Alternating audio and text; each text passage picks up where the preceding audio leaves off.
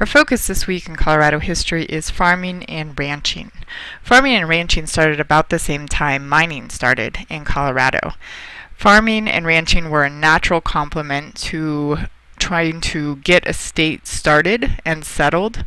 Obviously, we need food and sustenance in order for people to live in any area. The problem, however, with farming and ranching is that it was rather unappealing. Many people had heard from reports that explorers had published that Colorado had a very arid landscape, which made the landscape very unconducive to farming. The other thing that basically swayed people from wanting to come and settle in the area were the Indian attacks, as we talked about in weeks past.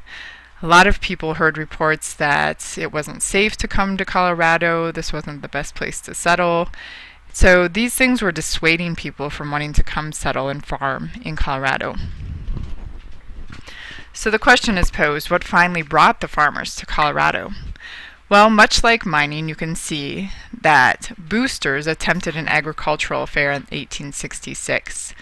This started to lure people into Colorado, but the biggest thing that started to lure people into Colorado were published reports from climatologists.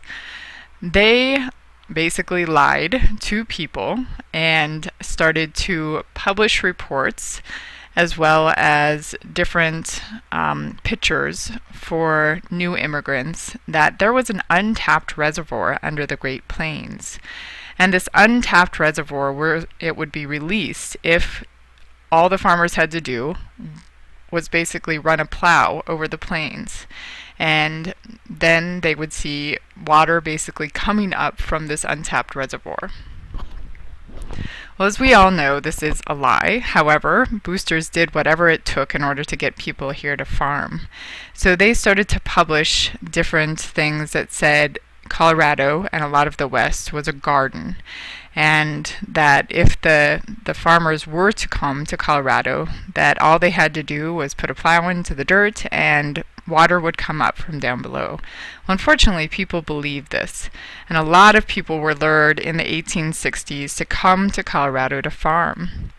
Another big part of farmers wanting to come settle was the Homestead Act.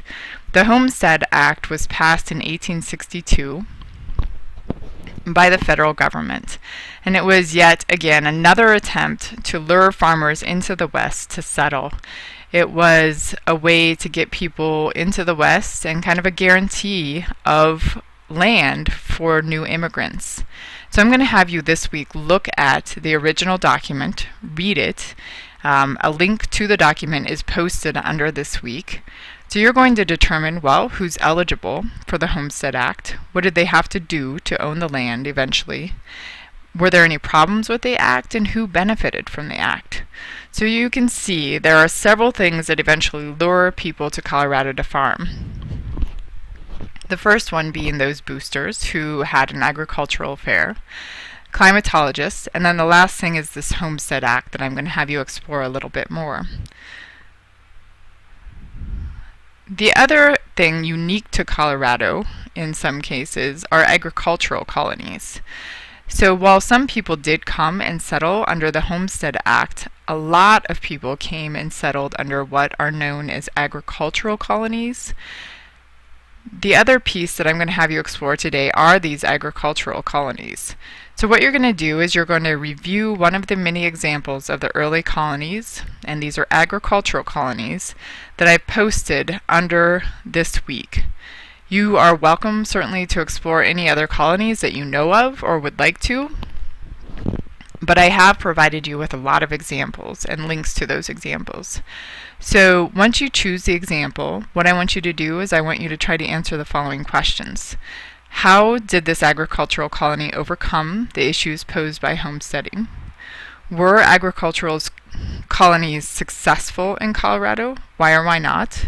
And what sort of populations do you think these early agricultural colonies appealed to, and why?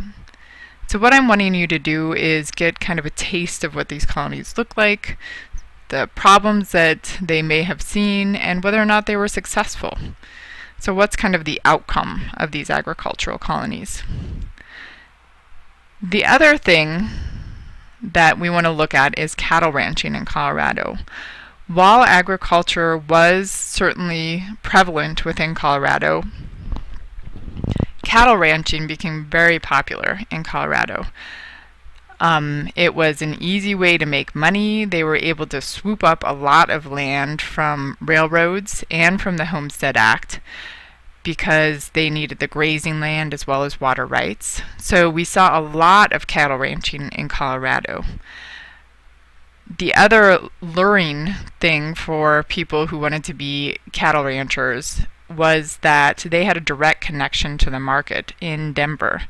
So what they did is they would buy up a whole lot of land along the railroads. They would basically take their cattle down, graze it, and then have it shipped back up from either Texas or other areas where they'd grazed the cattle, put it on the railroad, and they could either ship it to the west over to California, or they could ship it to the east.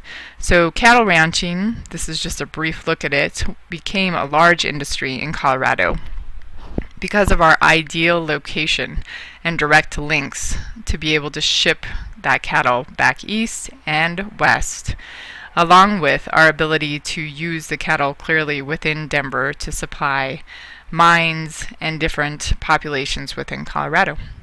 So that's a brief look at cattle ranching and farming. You're going to do a little bit of exploring in the area of farming and learn more about homesteading along with agricultural colonies this week.